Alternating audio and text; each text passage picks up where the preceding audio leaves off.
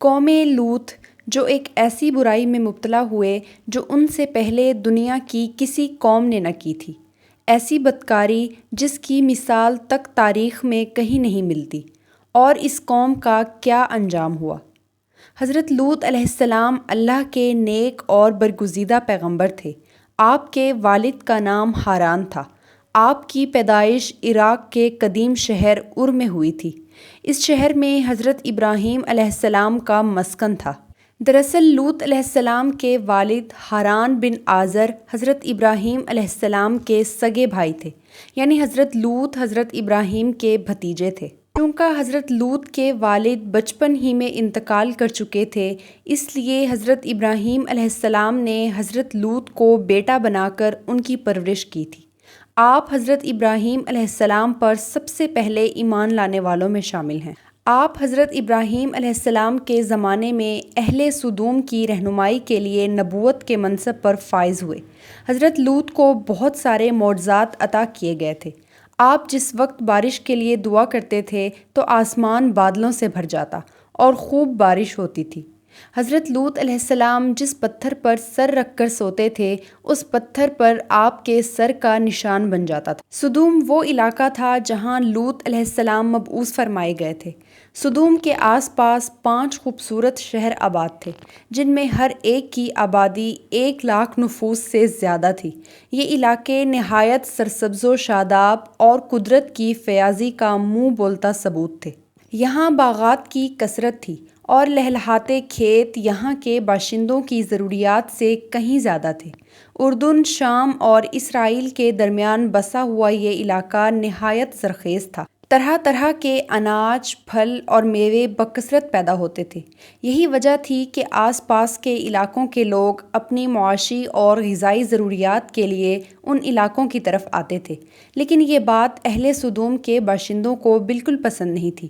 ان کے خیال میں ان کی زمینوں میں پیدا ہونے والے پھلوں اور اناجوں پر صرف ان کا حق تھا۔ وہ نہیں چاہتے تھے کہ دوسری بستیوں کے لوگ ان کے علاقوں میں آئیں۔ ایک دن سدوم کے لوگ اس مسئلے پر غور و فکر کر رہے تھے کہ باہر سے آنے والے لوگوں کو یہاں آنے سے کس طرح روکا جائے کہ ابلیس ایک بزرگ کی شکل میں ان کی مجلس میں آیا اور کہا، اگر تم ان سے پیچھا چھڑانا چاہتے ہو تو جو میں کہتا ہوں اس پر عمل کرو۔ اس اجنبی بزرگ کی بات لوگوں نے بہت توجہ سے سنی۔ ابلیس نے کہا، میں کل بتاؤں گا۔ اگلے دن ابلیس ایک خوبصورت جوان لڑکے کے روپ میں آیا اور انہیں اپنی عورتوں کی بجائے مردوں کے ساتھ بدکاری کرنا سکھایا۔ ابلیس نے کہا، اگر تم ان بستیوں کے لوگوں سے نجات چاہتے ہو تو ایسا کرو، جب بھی کوئی شخص یا قافلہ تمہارے علاقے میں داخل ہو تو تم زبردستی ان کے ساتھ یہ فعل کرو، اس طرح یہ تمہارے علاقوں میں آنا چھوڑ دیں گے۔ اپنی نفسانی خواہشات کے لیے مردوں سے بدفعلی اس قوم کا پسندیدہ مشغلہ بن گیا تھا۔ یہاں بے حیائی عام ہو گئی تھی۔ حکمران، سردار، رئیس، ہر طبقے میں گھر گھر یہ فعل بد پھیل گیا تھا۔ بھری محفل میں یہ لوگ اس فحاشی کے کام کو انجام دے کر بہت خوش ہوتے تھے۔ کوئی بھی محفل اس کام کے بغیر ادھوری سمجھی جاتی تھی۔ خاص طور پر مسافروں میں اگر کوئی خوبصورت لڑکا ہوتا تو یہ اسے اپنا شکار بنا لیتے تھے۔ روایتوں میں لکھا ہے کہ اہل سدوم اپنی روزمرہ زندگی میں سخت ظالم، دھوکے باز اور بد معاملہ تھے۔ کوئی بھی مسافر ان کے علاقوں سے بخیریت نہیں گزر سکتا تھا۔ کوئی غریب ان کی بستیوں سے روٹی کا ایک ٹکڑا نہ پا سکتا تھا۔ بارہا ایسا ہوتا تھا کہ کوئی باہر کا آدمی ان کے علاقوں میں پہنچ کر فاقوں سے مر جاتا تھا۔ حضرت لوط علیہ السلام نے انہیں توحید کی دعوت دی اور بدکاری کے اس گھنونے عمل سے توبہ کرنے کا کہا۔ حضرت لوط علیہ السلام نے کہا، تم بے حیائی کیوں پھیلاتے ہو؟ کیا تم عورتوں کو چھوڑ کر مردوں کی طرف مائل ہوتے ہو؟ حقیقت یہ ہے کہ تم احمق لوگ ہو۔ حضرت لوط علیہ السلام اہل سدوم کو دن رات واعظ و نصیحت کیا کرتے کہ اس عمل سے باز آ جاؤ، لیکن قوم پر اس کا کوئی اثر نہ ہوا، بلکہ وہ بہت فخریہ انداز میں یہ کام کرتے تھے۔ انہیں حضرت لوط علیہ السلام کا سمجھانا بھی برا لگتا تھا، لہٰذا انہوں نے صاف صاف کہہ دیا تھا کہ اگر تم اسی طرح ہمیں برا کہتے رہے اور ہمارے کاموں میں مداخلت کرتے رہے تو ہم تمہیں اپنے شہر سے نکال دیں گے۔ حضرت لوط نے نصیحت اور تبلیغ کا سلسلہ جاری رکھا اور لوگوں کو اللہ کے عذاب سے ڈراتے رہے۔ لہٰذا ایک دن اہل سدوم نے خود ہی عذاب الہی کا مطالبہ کر دیا۔ اللہ تعالیٰ نے اب تک ان کے اس بدترین گناہ پر ان کو ڈھیل دے رکھی تھی، لیکن جب انہوں نے حضرت لوط سے کہا کہ اگر تم سچے ہو تو ہم پر عذاب لے آؤ، لہٰذا ان پر عذاب الہی کا فیصلہ ہو گیا۔ اللہ تعالیٰ نے اپنے خاص فرشتوں کو دنیا کی طرف روانہ کر دیا۔ یہ فرشتے حضرت جبرائیل، میکائیل اور اسرافیل علیہ السلام تھے۔ یہ فرشتے حضرت لوط علیہ السلام کے گھر تشریف لے آئے۔ لوط علیہ السلام نے جب ان خوبصورت اور نوعمر لڑکوں کو دیکھا تو پریشان ہو گئے۔ انہیں یہ ڈر لاحق تھا کہ اگر ان کی قوم کے لوگوں نے انہیں دیکھ لیا تو نہ جانے وہ ان کے ساتھ کیا سلوک کریں گے۔ حضرت لوط کی بیوی جن کا نام وائلہ تھا وہ آپ پر ایمان نہیں لائی تھی اور منافقہ تھی، لہٰذا اس نے جا کر اہل سدوم کو یہ خبر دے دی کہ لوط کے گھر میں نوجوان لڑکے مہمان ٹھہرے ہوئے ہیں۔ یہ سن کر بستی والے دوڑتے ہوئے حضرت لوط کے گھر پہنچے۔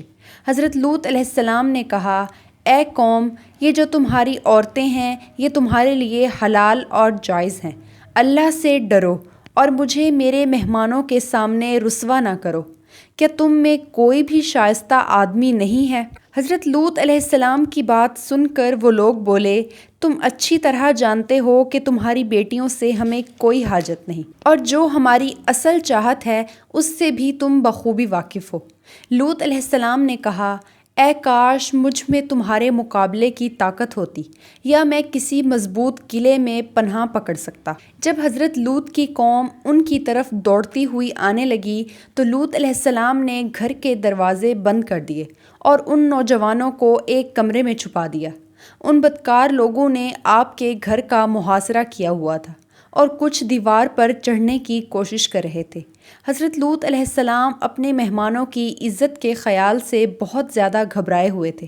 فرشتے بھی یہ سب منظر دیکھ رہے تھے۔ جب انہوں نے حضرت لوط علیہ السلام کی بے بسی اور پریشانی دیکھی تو حقیقت سے پردہ اٹھاتے ہوئے یوں فرمایا، اے لوط، ہم تمہارے پروردگار کے بھیجے ہوئے فرشتے ہیں، یہ لوگ ہرگز تم تک نہیں پہنچ سکیں گے۔ ابھی کچھ رات باقی ہے تو اپنے گھر والوں کو لے کر چل دو، اور تم میں سے کوئی شخص پیچھے مڑ کر نہ دیکھے مگر تمہاری بیوی، کہ جو آفت ان پر پڑنے والی ہے وہ اس پر بھی پڑے گی۔ حضرت لوط علیہ السلام حقیقت جان کر مطمئن ہو گئے۔ اہل سدوم حضرت لوط کے گھر کا دروازہ توڑنے پر بضد تھے، تو حضرت جبرائیل علیہ السلام نے گھر سے باہر نکل کر اپنے ایک پر کا کونا انہیں مارا، جس سے ان سب کی آنکھیں باہر نکل پڑیں اور ان کی بینائی زائل ہو گئی۔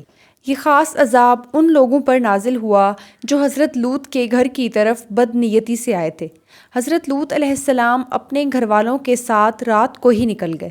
ان کی بیوی بھی ان کے ساتھ تھی، لیکن کچھ دور جا کر وہ واپس پلٹ گئی اور قوم کے ساتھ ہی دردناک عذاب کا شکار ہو گئی۔ صبح ہوتے ہی حضرت جبرائیل علیہ السلام نے اللہ کے حکم سے بستی کو اپنے پروں سے اکھاڑ دیا اور بستی سمیت آسمان پر چڑھ گئے، یہاں تک کہ آسمان والوں نے بستی کے کتوں کے بھونکنے اور مرغوں کے بولنے کی آوازیں سنیں۔ پھر اس بستی کو زمین پر دے مارا، جس کے بعد ان پر پتھروں کی بارش ہوئی۔